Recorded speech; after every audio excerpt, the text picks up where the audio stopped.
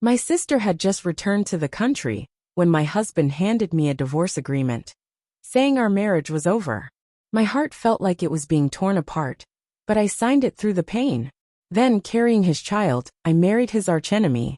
4 years later, he looked at the kid, who was a mini version of himself, calling his rival dad. His eyes turned red. The pregnancy test showed 2 lines. Before I could be happy, David threw a piece of paper in my face. "Cherry, let's get a divorce, sign this agreement. And he'll give you an extra 20 million. I looked at the well-dressed, cold-faced man in front of me and couldn't nod. David was getting impatient. When we got married, we signed a contract. Our marriage term is 3 years, it ends in 1 month. If you don't agree now, the contract will end automatically in a month. But then, you won't get a dime of the extra 20 million. I took a deep breath. David, what if I told you I was pregnant? I admit I was desperate. Even at this point, I was trying to use the child to keep David. David's family didn't have many heirs, so for the kid's sake, maybe he'd give up the divorce. But David's next words chilled me. I had a vasectomy. The kid can't be mine. My mouth opened but no sound came out. David was my only man. If it wasn't his, whose was it? When someone doesn't believe you, any explanation is useless. David left. I stared blankly at the divorce agreement. My marriage to David was messy. 3 years ago, the one supposed to marry David was my sister. But she left the country close to the wedding to chase true love. To keep the cooperation between our families, my family had me marry in her place. David's family agreed for the sake of face. I had a crush on David for 7 years, so I didn't refuse. The only unwilling person was David. I didn't know what other people's wedding nights were like. On mine, David tossed me a contract, the same 3-year marriage contract. After 3 years, no matter my wishes, the marriage would end automatically. I felt lost and pained at the time. But I didn't give up. I thought if I treated David well, he'd warm up to me. My sister was abroad, and I was by his side. One day, I'd see my worth. For 3 years, I cared for him meticulously. He had stomach issues. I studied recipes. He had headaches and trouble sleeping. I learned acupuncture. In hindsight, I was too naive. Who would fall for a nanny? Forget it. We were just torturing each other. I trembled, trying to sign the divorce papers. Suddenly my phone rang. It was my mom. "Cherry, your sister is back. She's on the afternoon flight. Tonight, come home with David for a family dinner." My mom sounded unusually happy. I spoke. My voice hoarse. "Why did she come back suddenly?" My mom sighed. "I always felt that guy was no good. But your sister insisted on marrying him." Sure enough, after they married, his true nature showed. He fooled around with other women, even when your sister was pregnant, leading to her miscarriage. She's back, so she must have figured it out. That's good, right? Don't bring up the past when you see her. Don't upset her. My mom's voice droned on. But I wasn't listening anymore. I suddenly realized why David was so eager for a divorce. Jane was back. My head spun, flooding with strange thoughts. I felt like I was living in a book. Jane was the main character, and I was the supporting role.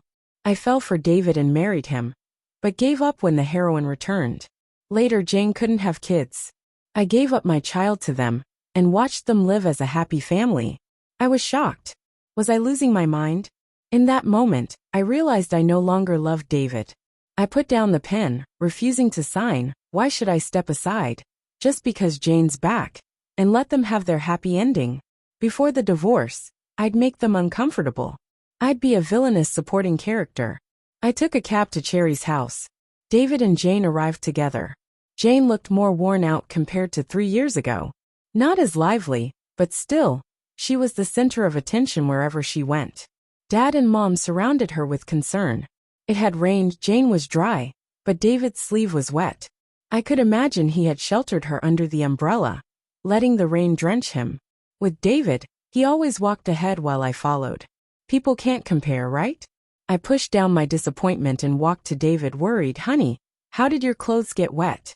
I clung to David's arm affectionately. Jane's gaze shot over, her eyes vacant. David tried to pull away, but I hugged him tight. "Your clothes are wet, you'll catch a cold. You're the backbone of the company. You can't get sick. Let's go upstairs and change." Watching the vein pulse on his forehead, I could see his struggle to maintain his composure, but still preserving his image as a husband. He followed me upstairs. The moment we were in the room, he shoved me away. "Stop clinging to me. You're my husband. Why can't I hang on to your arm?" David took a deep breath. "Did you sign the divorce agreement?" "No, I'm pregnant. I told you I had a vasectomy." "To me? Are you sure the doctor didn't scam you? You're the only man I've been with these 3 years. Don't try to weasel out of it," I said coldly. David looked at me with a livid face. "Cherry, what happened to you?" For the past 3 years, I've always been the perfect wife and mother in front of David, gentle and considerate, always listening to him. He had never seen me this harsh and prickly. In reality, the gentle and considerate me was just a facade. I'm the type who never lets things go. If I can't make him fall for me, I'll make sure he bleeds. I need to make up for these years of humility and pain.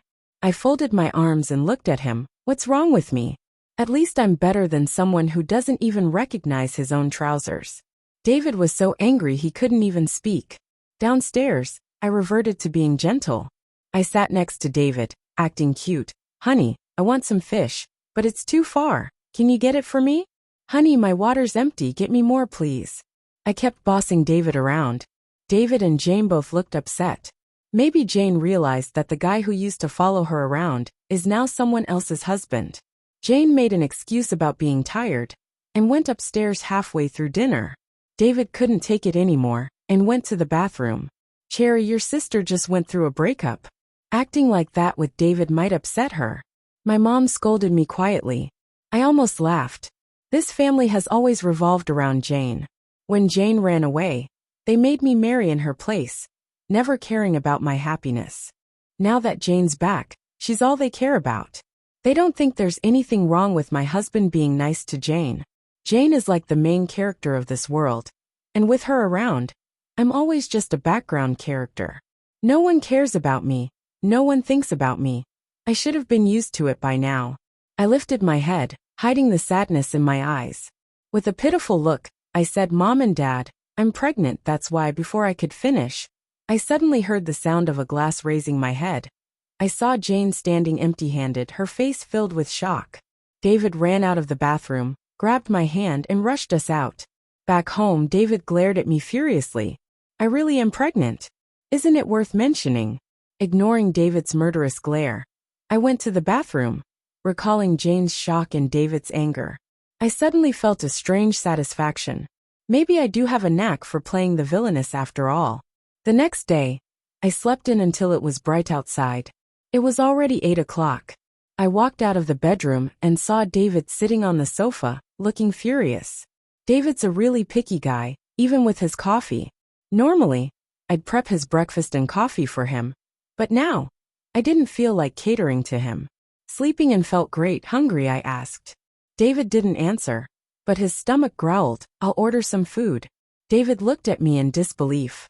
Before the delivery arrived, David slammed the door and left. I couldn't help but myself a thumbs up. Good thing I didn't order for him. In the afternoon, while getting a spa treatment, I got a call from David's assistant, Cherry. The company cafeteria food doesn't suit David's tastes, so he hasn't eaten. Oh right, I always took care of his lunch too. Over the years, I've spoiled him with my cooking. Anything else he barely touches. Don't worry, when he's starving he'll eat. In the evening, I suddenly received a message. It was a picture, sent by Jane. The man in the photo with the high-nose bridge and sharp profile was David. She quickly retracted it. "Sorry, wrong send." Jane texted. I ignored her. My sister always gets what she wants with a flick of her finger. Now she's using these tactics. I wasn't sad, rather quite happy. In the photo, David was sitting in front of a big pot of spicy hot pot. David's stomach isn't great, skipping breakfast and lunch, and then having hot pot for dinner. That's a death sentence. David doesn't eat spicy seafood, but Jane loves it. David accommodating her would definitely come at a cost. I had a wonderful sleep. Sure enough, when I woke up, my phone had dozens of missed calls. The messages were all from David's assistant. "Cherry, David's been hospitalized." I slowly got up and made some porridge. After eating breakfast, I took the leftover porridge to the hospital. David was in a VIP room. I had barely reached the door when I saw David sitting on the bed, face pale. He was looking toward the door expectantly. When he saw me, his face turned sour, and he looked away. I walked in. Cherry's here. The assistant quickly took the things from my hands. David was so eager to see you. David seems to have been looking forward, but not for me. This porridge smells so good. David's lucky. David's pale face seemed to get a bit better. I brought the leftovers, didn't want to waste them. So I brought them for David, I said slowly. The assistant was stunned too. David's face turned livid. Get out. I enjoyed watching David's angry face. Knowing he was unhappy, I felt at ease. I turned and left the room. Just then I saw someone at the door. This guy was tall, with a face that rivaled David's. I knew him. David's archenemy Simon. He's very refined looking but a real scumbag. Whatever David likes, Simon has to take it. Simon had tried to be Yane's backup for a while. Later, after I married David, Simon tried to hit on me too. Sometimes, I even wondered if Simon liked David himself. I stared at him. Eavesdropping, Simon nonchalantly replied. How is it eavesdropping when I'm listening out in the open? Cherry, making that man so mad. Feels good. I looked at him blankly. Stop calling me that. It's disgusting. Get lost, Cherry. Why are you suddenly so hot-headed? But his eyes, filled with an inexplicable tenderness, that's the you I know. What he said was so baffling. I just thought he was being slick and stepped right on Simon's foot, hearing him yelp in pain. I left satisfied. I'm definitely getting a divorce from David. Plus, I want an extra $2 million. I'm dragging this out, just to discuss David and Jane, but the child in my belly. I hesitated for a few days, and finally decided to get rid of it. I made an appointment, and went to the hospital for a series of tests. The doctor looked at the report. Cherry, your physical condition. You can't have an abortion. I was shocked. Actually, last night, I dreamt about that book again. In the dream, I was like a reader flipping through the book. David is the male lead, Jane is the female lead, I'm a side character, and Simon is the villain. Simon's end is miserable. After bankruptcy, he's reduced to picking up trash on the streets. As for the abortion, it was exactly like the plot in the book. The doctor also told me I couldn't have an abortion. If I insisted, it could be life-threatening. I was already a bit hesitant anyway. After all, this is my bloodline. With the doctor saying this, I decided to keep the child. However, not going to give the baby to David and Jane like in the book. I'll raise the child on my own. As soon as I walked out of the doctor's office, I saw Simon again. Simon looked at me, then glanced at the obstetrics sign. Cherry, you're pregnant. Why didn't you tell me? I could have come with you to the hospital. I'm busy, but I'd always make time for you and the baby, Simon said with deep emotion, his words filled with hidden meanings. I stepped on Simon's foot again, this time grinding my heel, watching his handsome twist in pain. I left satisfied. Joy turned to misfortune. Maybe it was seeing Simon suffer. I got too happy and accidentally fell down the steps. Instinctively, I held my belly vaguely. I felt someone rush towards me. Then I was picked up. Doctor, come quickly. It seemed like Simon's voice, but why did he sound so anxious? I fainted shortly after. When I woke up, I saw Simon sitting by my bed. He was on a low stool with his long legs awkwardly placed. Noticing I woke up, Simon narrowed his eyes at me. Awake. Cherry, do you have underdeveloped cerebellum or something? Can't even walk without falling. Simon mocked me mercilessly. I was sure that the Simon who anxiously called for the doctor was just my imagination. Suddenly Simon's demeanor changed. Cherry, your face looks terrible. Are you hurt? Let me blow on it for you. In that instant, a figure stepped between us. David grabbed Simon's hand. His face was extremely ugly. This is my wife, David said coldly, wanting to crush Simon with his gaze. So Cherry has a husband? I thought she came alone for a checkup, because her hubby was dead, Simon retorted. David pressed his lips together, and glared at Simon. Simon wasn't afraid at all. Get lost, David said coldly. David, all you can say is that one word. Are you a broken record? Simon mocked him, pushing David to the brink of explosion before finally leaving. My mood lifted, even though Simon is annoying. He's kind of cute when he angers David. David suddenly glared at me, his face extremely displeased. I touched my face and realized I was smiling. Simon wants everything of mine. He's good to you because you're my wife. Don't flatter yourself, David said coldly. At that moment, a brilliant idea popped into my head to really piss off David. With a troubled expression, I said, "What should I do? I think I've fallen for Simon." "David, I'll sign the divorce papers when I get back." Sure enough, my words made David's face turn ashen. Back home, I searched for the divorce papers, but couldn't find them. I called David. "Where are the divorce papers?" There was a pause on the other end before he spoke. "I don't know." Having been with David for 3 years, I knew him well. He was lying. He hid the divorce papers. He had forced me to sign them, and now he's hiding them so I can't. Seems like David doesn't care for Jane that much after all. For the sake of his pride, he chose not to divorce for now, but I didn't mind. David won't hold out for long. In the following days, I carried on with life, eating and drinking as I pleased. I also planned my post-divorce life. I'll find a small town, open a little shop, and live a simple life. Suddenly, I got a call from my mom, asking me to come home.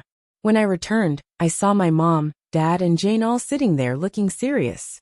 As soon as she saw me, my mom came over and grabbed my hand. "Cherry, I know you haven't been happy these years with David. He treats you poorly like a maid." She looked heartbroken. I suddenly wanted to laugh, so she knew all along. I used to think she just didn't care. Like when Jane got a small bump, they rushed her to the hospital. But I had a fever all night, and no one noticed. What's worse, she knew but didn't care. Both daughters, but Jane was her precious treasure. While I was just a burden, Cherry, maybe you should get a divorce. If suggesting a divorce, it's definitely not for my sake. She must have other motives. I glanced at Jane. "Yeah, David never liked you anyway. Why torture each other?" Jane said. I spoke up. "David likes you." "So, Jane, you mean we get divorced and you marry David?" Jane didn't respond, but it was clear that's what she meant. I looked at my mom and dad. They clearly had the same idea. No expectations, no disappointment. I rubbed my belly. "If we get divorced, what happens to my child, Cherry?" "Stop pretending. The child isn't David's. David didn't call you out to save your face, so don't push your luck," Jane said bluntly. Looks like Jane couldn't wait. "5 million, I whispered. Jane froze for a moment. "What? Give me 5 million. An ill-divorced David." Mom and Dad spoiled Jane. Everything in Cherry's house was meant for her. 5 million was nothing to her. I had to raise my child alone. The more money the better. When David finds out he sold for 5 million, he'd be pissed. Jane gritted her teeth and nodded. Called David over. Then Jane made a call. David came quickly. "David, where's the divorce agreement?" I asked. David glared at me. "You're in such a hurry to be with Simon." "Yeah, I can't wait. Even if I could, the baby can't. Let's get divorced." David pressed his lips together, clearly not wanting to divorce. "Since Cherry insists on a divorce, just go through with it," Jane said. David called his secretary. Soon the divorce agreement arrived. I signed it swiftly. "David, remember, I'm the one who doesn't want you.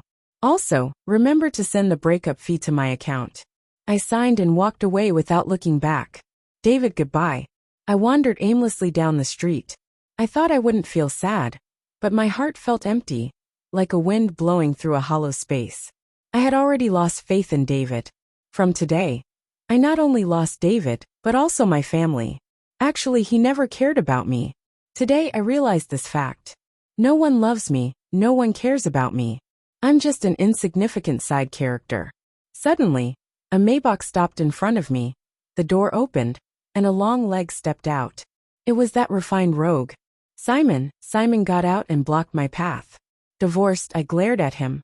"How did he get the news so quickly?" "Jane told me, Cherry, now no one can stop us from being together." Simon said passionately. "You're crazy. You did all this to get back at David. Impregnant, you want to be a stepdad, David's kid calling me dad. Just thinking about it feels good." Simon rubbed his chin. "All right, it's clear now Simon is indeed crazy." I walked past him. Simon followed, continuing to tell me the benefits of marrying him. I was speechless, but it did ease my heartache a little. I left the city where I had lived for over 20 years, moved to a small town thousands of miles away. New people, new places. Everything was new. I wanted a fresh start. But as soon as I got off the plane, I saw a familiar figure. Simon was standing there smiling at me. "What a coincidence, Cherry, you didn't follow me, did you?" He said what I wanted to say. I arrived at the house I had bought online. As I was about to enter, the opposite door opened. Simon's face appeared, looking exaggerated. "Cherry, you're living opposite me. Still saying you're not stalking me. Just admit you're into me." I entered and slammed the door, making a loud bang. The house was movie and ready. A cleaning service had already tidied up. So I just did a little organizing. Just sat down.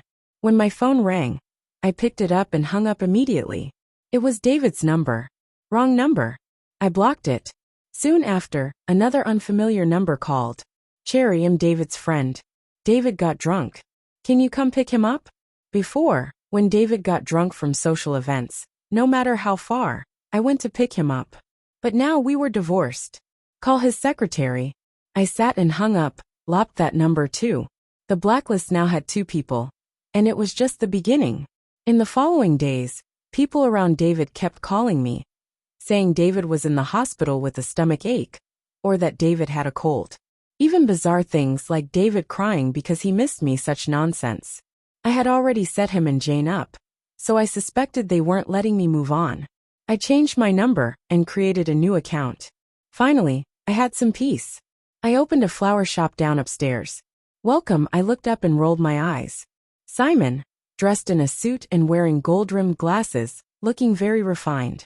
Simon picked a bunch of roses. 99. I told him the price. After he paid, he handed me the flowers. I didn't take them, he put them in the vase on the counter himself. Simon was persistent. He really went out of his way to replace David as a father. Quite fitting for the main villain in the story. And no wonder David made him pick up trash. At first I refused. Later, I got numb. He could do whatever he wanted. "Cherry, your flowers have arrived." I heard the shout and rushed out to get them. Suddenly, a car veered out of control and came straight at me. In that instant, my mind went completely blank, until someone pushed me to the ground. It took me a while to realize what had happened. It was Simon, as always the neat freak, even when taking out the trash. But now his gold-rimmed glasses were gone, and his hair was a mess. He looked awful, yet somehow, I felt closer to him. "Simon, get up, are you hurt?" I asked anxiously. "I'm not as clumsy as you. I'm a black belt in Taekwondo. A little car can't hurt me," he said with a smirk. Simon sat up, his handsome face twisted in pain. "I think my leg's broken." I quickly called an ambulance. Suddenly he looked confused. "Why are you crying?" "Cherry, don't cry, I'm really okay. Look, I can jump." He tried to get up. I held him down. "If you move, it'll cry even harder." He immediately stopped moving. At the hospital, the doctor treated Simon's wound and ran some tests. Luckily, it was just his leg, and it wasn't very serious. Just a minor surgery, and a 3-month recovery. I stayed with Simon during the surgery. I hired a nurse for him. I visited him every day with homemade food. The same guy who wanted to jump earlier now laid in bed like a sick, fragile beauty. "Cherry, I want some water." "Cherry, my hand hurts, feed me." "Cherry, my shoulders are sore, massage them." I tried to ignore him, his handsome face wrinkled in pain. "My leg hurts." And for whom did I get hurt? I sat by his bed and massaged his shoulders. That's when David walked in. He knocked hard on the door of the room. I looked up and saw his face, dark with anger. He looked much more weathered and tired than the last time I saw him. David didn't say a word, just grabbed me and pulled me outside. "David, take your filthy hands off my girlfriend," Simon shouted. "Let go, or I'll fight you." Simon struggled to get out of bed. "Stay in bed. If you get up, no dinner for you," I warned. "I'll talk to David for a bit. You'll be right back." Simon obediently laid back down. David's face darkened even more. He took a deep breath to control his anger. We stepped outside. I looked at him. "Did you come to give him an invite to your wedding with Jane?" "I'm not interested in attending an ex's wedding." "Cherry, I didn't marry Jane," David said, his voice hoarse. "Then what do you want?" David didn't respond. I got impatient and turned to go back in. "Cherry, let's get back together," David finally said. "I've been thinking about you all this time. I dream about you. I realize now I love you." Losing you made me see my feelings clearly. David's voice turned hurtful. Why didn't you take my calls? Even when my secretary you didn't pick up. Someone as proud as David saying such things must have taken a lot of courage. But I wasn't touched. In fact, I found it laughable. Sorry, I don't love you anymore. I have someone I like now. Please don't bother us. David got anxious. Cherry, don't trust Simon, he doesn't love you. He's just competing with me, I sneered. When I was sick and called you, you said you had to work overtime. A few days ago, when I almost got hit by a car, Simon shielded me without thinking about his safety. Do you think you're in any position to say Simon doesn't love me? David was stunned and speechless. David, we're divorced. There's no going back. Go find your Jane, I said and turned to enter the room.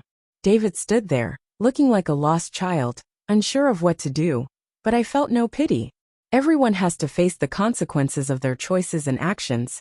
He's 26, not 6. No one stays in one place forever. No one will always tolerate him. Once you miss your chance, it's gone. Back in the room, Simon's loud voice greeted me. Cherry, my leg hurts, come kiss it. A kiss will make it better. I grabbed his ear. Ouch. I meant my face, not my lips, not in front of everyone. A week later, Simon got discharged. I hired a nurse to take care of him for 3 months. I often visited him. After 3 months, according to the doctor, he should be able to walk freely. But his recovery was oddly slow. He'd wail if his foot touched the ground. Something was off. He had a lean, muscular build. Once I accidentally saw his 8-pack abs. He clearly worked out regularly. How could someone in such good shape not recover in 3 months? Cherry, my leg's so sore. Come and massage it, Simon said. As usual, I suddenly clutched my stomach. Simon jumped up. Cherry, what's wrong? Stomachache. It'll take you to the hospital. I glared at him. Simon instantly realized he was busted. He started grinning. Oh man, how did my leg suddenly get better? Is this the power of love? I reached out and pinched his ear. Simon stayed with me through checkups and delivery. On the day the baby was born, he was clumsy but careful around the baby. Come on, sweetie, say daddy. I was a new mom. Pretty clumsy myself. Simon grew alongside me. A few days later, he was already good at changing diapers. When the baby turned 1, the first word they learned was mama. The second word was dada. Simon was happy the whole day. It was the first time I saw someone so enthusiastic about being a dad to someone else's kid. When the baby turned 2, I got together with Simon. When the baby turned 3, Simon and I got married. And the baby was our flower girl. This wedding was very low-key. We only invited Simon's close family and friends. Simon put the wedding ring on my finger. I turned my head and vaguely saw a figure in the crowd. I was stunned for a second. Quickly, I snapped out of it and smiled happily at Simon. I am so lucky to have someone who loves me in this life. I walked out of the chapel. In the corner there were 2 figures, one big and one small. I nervously walked over. David was handing a candy to the chubby little kid. The cute little kid hadn't fully grown into their features yet, but they looked a lot like David, clearly a mini version of him. The little one didn't take the candy. With a childish voice, they said Mommy and Daddy said not to take things from strangers. David stiffened, and his eyes visibly reddened. I held the little one's hand. Simon walked over too. I handed the little one to Simon. Go play with Daddy. Simon was a bit reluctant. Watching David warily, I gave him a reassuring look. Only then did Simon take the little one away. David had aged a lot in these 4 years. He didn't marry Jane. Jane went back abroad, got back together with her ex, and they kept tormenting each other. David never got married. I heard he drank a lot and lived a very wasted life. His career took a nosedive too. Maybe it was the butterfly ant effect. I didn't choose to be a sacrificial saint, so everything changed and didn't follow the novel's plot. That kid. David's voice was a bit rushed. It doesn't matter anymore. David, don't show up in front of me again, otherwise, you'll never find me. After I said that, I turned and walked away. The man behind me let out a sob. I didn't look back. I took one step at a time towards my love. I thought about the first time I met Simon. It was not long after my new marriage with David. He stopped me, miss. Didn't we know each other in a past life? Those memories, which I once found absurd and buried deep turned sweet as I stayed with Simon. I often teased him about it, calling him cheesy. Simon would always grab me and kiss me until I was out of breath. Cherry, actually we did meet in a past life. You forgot, but it's okay. I remember it. Simon's epilogue. My name is Simon. I had a childhood sweetheart named Cherry.